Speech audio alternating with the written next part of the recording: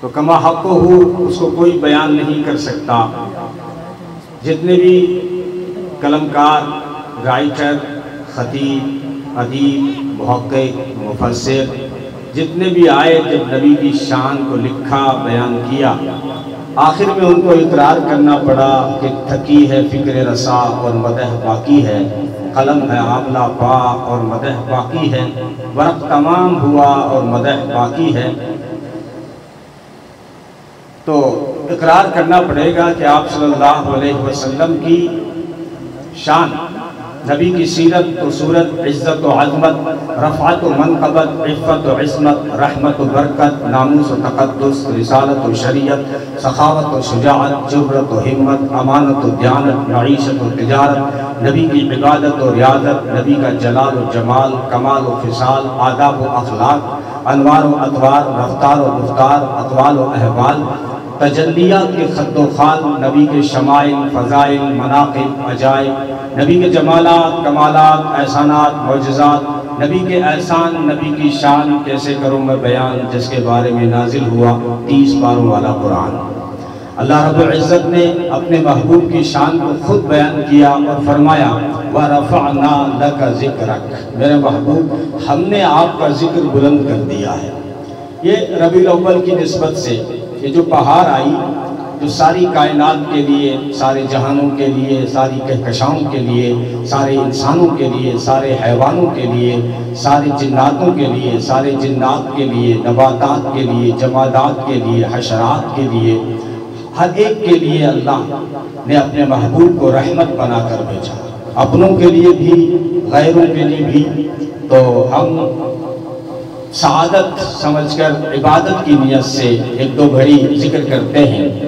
یہ وہی مہینہ تھا جس میں بہاروں کی بہار آئی تھی، جو ساری دنیا کی بہاروں پہ چھا گئی تھی کہ یہ تطہیر کی رت، یہ نکھری فضا، یہ چھائی ہوئی رحمتوں کی گھٹا، یہ کھلتی ہوئی انما کی دکاں، یہ ہر صدق حق کا صدق رہو کی اذاں، یہ قوس قضا علم و عرفان کی، یہ رعنایا عکس وجدان کی، یہ نقش جنوں کے نکھرتے ہوئے، یہ ملک آسماں سے اترتے ہوئے، یہ حوروں کے گیسوں سنورتے ہوئے، یہ خیالوں کے آہو گزرتے ہوئے، یہ رنگوں کی بارش چمن در چمن، یہ سجتی ہوئی محفل فکر و فن، یہ برستے ہوئے درج و لعل و قہر، یہ چمکتی ہوئی عقل کی رہ گزر، یہ سبزے پہ شبنم کی پرچھائیاں، یہ تاروں کی ہے خواب انگڑائیاں، یہ موتی صدف سے نکلتے ہوئے، یہ شرر آب گیتوں میں ڈھلتے ہوئے، یہ مستی کی بہتی ہوئی آب جو، یہ بڑھتی ہوئی شوق کی آب رو، یہ دل میں پگھلتی ہوئی ہر امنگ، یہ بہتے ہوئے رنگ بھی سنگ سنگ، یہ مہتاب ذروں میں بٹتا ہوا، یہ خورشید شیشوں میں کٹتا ہوا، یہ باب حرم جگمگاتا ہوا، یہ سارا جہاں ڈگمگاتا ہوا، زمین پر اترتے ہوئے انبیاء، لبوں پر ہے صلی علی کی صدا، مرحبا مرحبا یہ کون آ گیا، خاموشی کا یہ کیسا فصل چھا گیا، یہ بدر الدجا ہے یہ شمس الضحیٰ، یہ خیر الورا ہے یہ احمد مجتبیٰ۔ یہ تخلیق کونین کا راز ہے، یہ تخلیق کونین کا راز ہے، بشر ہے مگر نور کا ناز ہے، مسرت سے جھومے میری زندگی کہ نبیوں کی محفل مکمل ہوئی۔ آئیے 5-10 منٹ کے لیے تصورات کی دنیا میں میرے ساتھ سفر کریے۔ آپ چاہتے ہیں کہ میں اس شیشی کا ڈھکن کھول دوں جس میں مشک عنبر ہے، کستوری ہے، تو آئیے ذکر کرتے ہیں سید انس و جاں، سرور لالا رخاں، ماہ خوباں، شہنشاہ حسینہ، سرخیل جمالاں، تتمہ دوراں، ذی شان و عالی شان حضرت محمد مصطفیٰ صلی اللہ علیہ وسلم کا۔ حالانکہ ان کا ذکر ہم کما حق کو بیان نہیں کر سکتے، ان کے ذکر، ان کی شان کو ہم کیسے بیان کریں؟ جب میں نبی کی سیرت کے گلدستے کی پنکھڑی لیتا ہوں تو معبر و معطر ہو جاتا ہوں۔ میں جب نبی کی سیرت کے آسمان کے تاروں کی چمک اور دمک دیکھتا ہوں تو خیرہ خیرہ ہو جاتا ہوں۔ میں جب نبی کی سیرت کے سمندر کی موجوں میں تیرتا ہوں تو سوچوں کی موجوں میں مستغرق ہو جاتا ہوں کہ اس نبی کی شان کو کہاں سے بیان کریں جس کے بارے میں نبی نے خود فرمایا كُنْتُ نَبِيًّا وَآدَمُ بَيْنَ الروح والجسد۔ ابھی آدم کا پتلا بھی تیار تیار نہیں ہوا تھا، اس وقت میری نبوت کا اعلان ہو چکا تھا۔ تو وہ نبی جو زمین و زمان سے پہلے ہے، وہ نبی جو مکان و مکین سے پہلے ہے، وہ نبی جو ہر کہکشاں سے پہلے ہے، وہ نبی جو ہر جہاں سے پہلے ہے، وہ نبی حور و غلمان سے پہلے ہے۔ علامہ اقبال نے کہا یہ پھول نہ ہوتا تو کلیوں کا تبسم بھی نہ ہوتا، یہ گل نہ ہوتا تو بلبل کا ترنم بھی نہ ہوتا، رخت بردوش میں سب دشت و گریباں رہتے، خیمہ افلاک میں پھر سے تشدد ہوتا، بزم توحید کے ناروں میں تردد ہوتا، نہ دشت و جبل توحید کے ہدی خواہ ہوتے، نہ مزین تیرے ذکر سے بیاباں ہوتے۔ میں بس ختم کر رہا ہوں، لیکن اس احساس کے ساتھ میں کہ ہم نبی کی شان کو کیسے بیان کریں گے، بلکہ اگر ہم نبی کی سیرت کو، ان کی شان کو بیان کرنے کے لیے نبی کے قدم کے، پاؤں کی انگلی کے ناخن بھی شان بیان کریں تو نہیں کر سکتے۔ میمونہ بنت کردم ایک صحابیہ ہے، وہ کہتی ہے میرے مزاج میں شرم و حیا بہت تھا، میں نے کبھی نبی کا چہرہ نہیں دیکھا، لیکن ایک مرتبہ میری نگاہ پڑ گئی محمد عربی کے پاؤں کی انگلی پر، تو میں نے کہا او دنیا والوں، جن کے پاؤں کی انگلی اتنی خوبصورت ہے تو ان کا چہرہ کتنا حسین ہوگا۔ ہجرت کے سفر میں سراقہ بن مالک نے تعاقب کیا، پیچھا کیا، تو کہتا ہے میری نگاہ پڑی محمد عربی کے جو پنڈلیاں ہیں ان پہ نگاہ پڑی، تو میں نے کہا پنڈلیاں یوں نظر آ رہی تھی جیسے کھجور کی تازہ شاخیں، کھجور کی۔ اس قدم کی بھی تو کیا بات ہے، اس قدم کی شان دیکھیے کہ یہ محمد عربی صلی اللہ علیہ وسلم اگر ان پاؤں پہ کھڑے ہو جائیں تو پہاڑوں کو استقامت مل جائے اور آسمان کو رفعت مل جائے، اگر بیٹھ جائیں تو دھرتی کو راحت مل جائے، فرحت مل جائے۔ ان قدموں سے آگے بڑھنے لگیں تو معراج پہ جا پہنچیں، عرش پہ جا پہنچیں، اگر چلنے لگیں تو دریا کو روانی مل جائے، اگر چلنے لگیں تو دریاؤں کو روانی مل جائے، اگر مسکرا دیں تو چاند کو درخشانی مل جائے، اگر ہنس دیں تو جنت کو جوانی مل جائے، غصے میں آئیں تو جہنم کو جولانی آ جائے، اور اگر محمد عربی ظہر کی بجلیاں گرائیں، اپنی زلف کو لہرائیں تو سبزے کو لہک مل جائے، زبان کو حرکت دیں، انادل کو چہک مل جائے، تبسم بکھیر دیں تو موتیوں کو دمک مل جائے، محمد عربی کی پیشانی کی طلعت سے ستاروں کو چمک مل جائے، محمد عربی کے پسینے کی خوشبو سے گلوں کو مہک مل جائے۔ گلزار کے سائے میں آج بھی وہی حشر بپا ہے کہ پھولوں سے ابھی تک تیری خوشبو نہیں جاتی۔ کائنات حسن جب پھیلی تو لامحدود تھی، اور جب سمٹی تو تیرا نام بن کر رہ گئی۔ تو قدم کی شان دیکھیے گا، محمد عربی کا قدم جب مکے میں آیا تو مکہ مکرمہ بن گیا، یہ قدم جب یثرب میں آیا تو یثرب مدینہ منورہ بن گیا، یہ قدم جب بیت اللحم پر آئے تو بیت اللحم جو ہے باعزت بن گیا، یہ قدم جب کوہ طور پہ آئے تو وہ بانور بن گیا، یہ قدم جب بیت معمور پہ آئے تو وہ فرشتوں میں محبوب بن گیا، یہ قدم جب سدرہ پہ آئے تو سدرہ منتہا بن گیا، یہ قدم جب عرش پہ آئے تو معلا بن گیا صلی اللہ علیہ وسلم۔ دیکھو باقی نبیوں کو بھی معراج ملی ہے، لیکن فرق دیکھیے گا، آدم علیہ السلام کو معراج ملی جنت سے نکل کر، نوح علیہ السلام کو معراج ملی طوفان میں اتر کر، موسیٰ علیہ السلام کو معراج ملی دریا میں اتر کر، ابراہیم علیہ السلام کو معراج ملی آتش نمرود میں کود کر، حضرت زکریا علیہ السلام کو معراج ملی آرے کے نیچے چل کر، حضرت یحییٰ علیہ السلام کو معراج ملی خنجر کے نیچے آ کر، حضرت اسماعیل علیہ السلام کو معراج ملی چھری کے نیچے آ کر، حضرت یوسف علیہ السلام کو معراج ملی کنویں میں آ کر، حضرت حنظلہ کو معراج ملی کنویں میں جا کر، حضرت سلیمان علیہ السلام کو معراج ملی، حضرت عیسیٰ علیہ السلام کو معراج ملی آسمانوں میں جا کر، حضرت سلیمان علیہ السلام کو معراج ملی تخت پہ جا کر، محمد عربی کو معراج ملی عرش پہ جا کر صلی اللہ علیہ وسلم۔ اللہ نے اپنے محبوب کی شان کو خود بلند کیا ہے، وَرَفَعْنَا لَكَ ذِكْرَكَ، میرا محبوب ہم نے آپ کا ذکر بلند کر دیا ہے۔ یہ قرآن کا انداز دیکھیے، إِنْ أَلَمْ نَشْرَحْ لَكَ صَدْرَكَ وَرَفَعْنَا لَكَ ذِكْرَكَ والضحى ووجدك ضالا ووجدك عائلا والضحى والليل إذا سجى ما ودعک ربک وما قلی وللآخرۃ خیر لک ولسوف یعطیک.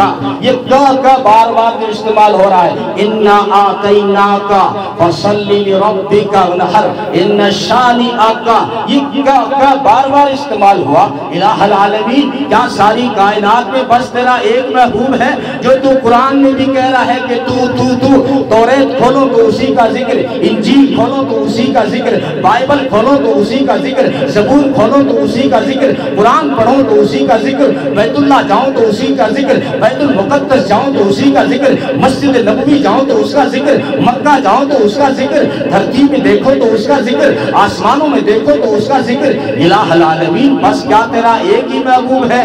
تو مجھ جواب دیا کہ وہ وقت بھی تو یاد کرو کہ جب میں نے 600 سال تک کسی نبی کو نہیں بھیجا تھا تو ساری دنیا عقیدہ بھول چکی تھی. یہود و نصارہ کہتے تھے ہم اللہ کے بیٹے ہیں، مصر والے کہتے تھے ہم سورج کے اوتار ہیں، انڈیا والے کچھ کہتے تھے ہم جو ہے چاند کے چندر بنسی ہیں، چاند کے بیٹے ہیں، اور ایران والے کہتے تھے ہمارے بادشاہوں کی رگوں میں خدا کا خون گردش کرتا ہے، اور چین والے کہتے تھے کہ دھرتی جو ہے مادر ہے، آسمان فادر ہے، ان فادر اور مادر کے بیچ میں جو بیبی پیدا ہوا ہے وہ چین کا بادشاہ ہے. سب کا یہ حال تھا. رومن اور یونان کا بھی یہی حال تھا، ہندوستان کا یہی حال تھا. اللہ فرما رہے ہیں اس وقت ایک ہی تو تھا جو کہہ رہا تھا سبحانک وبحمدک وتبارک اسمک وتعالی جدک ولا الہ غیرک. جب اس نے کہا جب اس نے کہا کہ معبود تو ہے تو میں نے کہا محبوب تو ہے. یہ ہے میرا قرآن کا انداز. اللہ رب العزت نے جو ہے ہمیں ایسا حسین آئیڈیل دیا ہے. نوجوانوں، مت جو ہے فلمی اسٹاروں کو، کرکٹر و دنیا والوں کو اپنا آئیڈیل اور رول ماڈل مت بناؤ.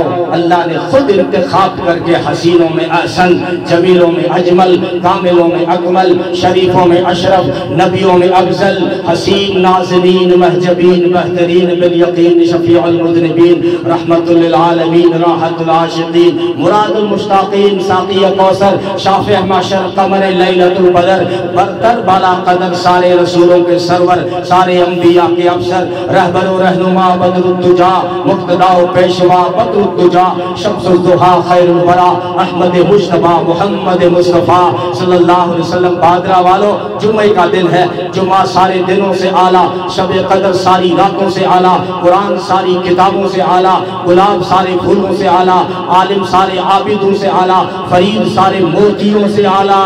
ایسے ہی تیرے میرے آقا سارے نبیوں سے اعلیٰ. وہ صبح ربیع کی سحر کا اجالا، وہ جس کو بہاروں نے صدیوں میں پالا، سب کے لیے رحمت بن کر آیا. آخری میرا پیغام نوجوانوں، آئیڈیل نہیں بنائیں، لیکن تمہاری ہیئر اسٹائل بتا رہی ہے کہ تمہارے آئیڈیل چینج ہو چکے ہیں. دیکھا نہیں آپ نے بچوں کے سر نہیں دیکھے، جو ہے اس طرف جو ہے ٹریکٹر چلا رکھا ہے اور اس طرف کلٹی گھما رکھی ہے، پیچھے بھی ہڑبا رکھا ہے. یوں لگتا ہے یہ سر نہیں کہ کھیت ہے ان کا.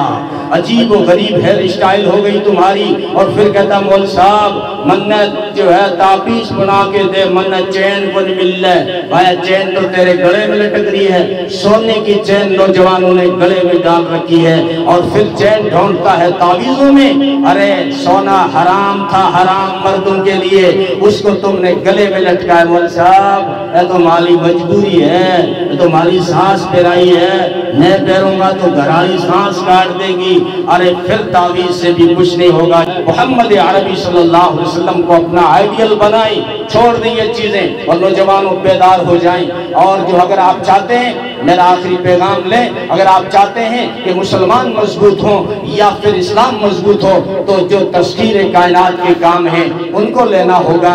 وہ تذکیر کائنات کے کام کیا ہیں جس سے مسلمان مضبوط ہو جائے، جس سے اسلام مضبوط ہو جائے؟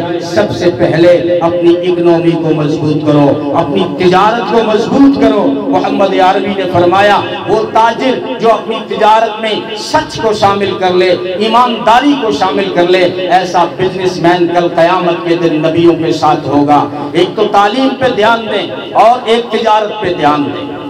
قرآن کی پہلی وحی یہی تھی اقرا، پڑھ.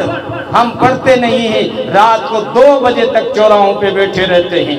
اسلام نے کہا تھا تجارت پہ دھیان دے اور اپنی تعلیم پہ دھیان دے کے مضبوط ہو جا، اور تو مضبوط تو نہیں بنا، بس لڈو کنگ بن گیا. رات کو چوراہوں پہ بیٹھ کے یا تو لڈو کھیلتا ہے یا پب جی کھیلتا ہے، ڈشن میں لگا رہتا ہے. عجیب حال ہے راجستھان کے شہروں کا. رات کو 2 بجے آپ جے پور چلے جائیں، رات کو 2 بجے آپ بھادرہ کے ریلوے اسٹیشن پہ چلے جائیں، رات کو 2 بجے آپ چورو کے ریلوے اسٹیشن پہ چلے جائیں، رات کو 2 بجے آپ جھنجھنو کے بس اسٹینڈ چلے جائیں تو آپ کو نوجوان سگریٹیں پھانکتے نظر آئیں گے، پوڑیاں پھانکتے نظر آئیں گے، یا پب جی کھیلتے نظر آئیں گے، یا لڈو کھیلتے آئیں گے، اور پھر دعائیں کر رہے ہیں کہ امریکہ یوں فتح ہو جائے گا. ارے تم پہ میزائل مارنے کی کوئی ضرورت نہیں ہے، بم خراب کرنے کی کوئی ضرورت نہیں ہے. ہم نے آپ کو برباد کر دیا ہے. اگر آپ چاہتے ہو کہ ہم زندہ رہیں، مضبوط رہیں، اپنی تجارت پہ دھیان دیں، اپنے وقت کی قیمت کو پہچانیں، اپنی جوانی کی قیمت کو پہچانیں، اور علم حاصل کریں، تعلیم حاصل کریں،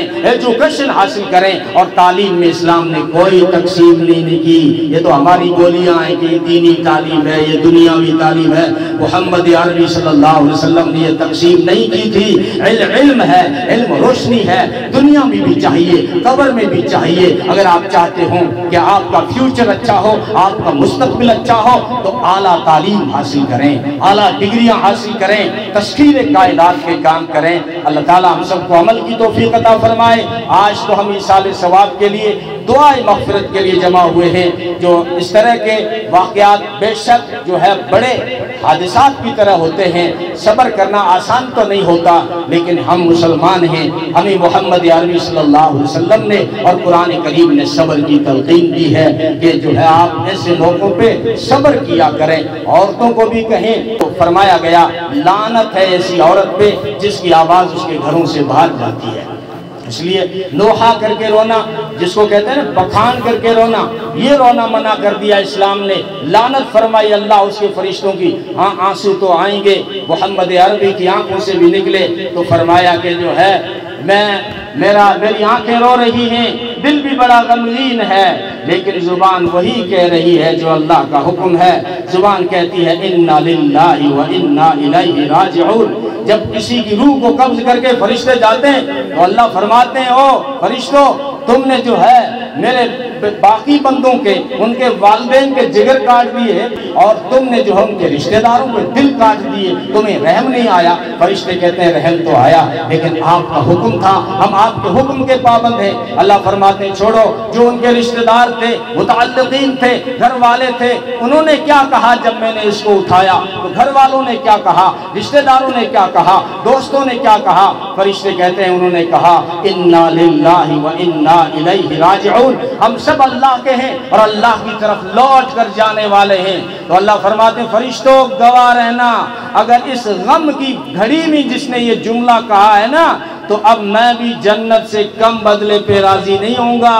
جنت میں ان کے لیے گھر بناؤ صبر کرنے والوں کے لیے، اور اس گھر پہ لکھو بیت الحمد، تعریف کا گھر، کہ موت کی گھڑی میں، غم کی گھڑی میں انہوں نے میری تعریف کی ہے، تو میں بھی جنت میں جو گھر بناؤں گا نا، اس گھر کا نام رکھوں گا تعریف کا گھر. صبر کریں اور اسلامی شریعت کو سامنے رکھتے ہوئے ایصال ثواب کریں، جو بہت آسان ہے. نفل پڑھ کر، قرآن کریم کی تلاوت کر کے، صدقہ خیرات کر کے، رفائی کاموں میں، کنووں میں لگا کر، قرآن کریم اداروں میں رکھ کر، مسجد میں رکھ کر، مسجد کا کوئی کام کر، کوئی بھی نیکی کر کے آپ جو ہے آسان راستہ ہے اسلام کا، وہ کریں. رسم و رواج سے، خرافات سے بچ جائیں. اللہ تعالی ہم سب کو عمل کی توفیق عطا فرمائے.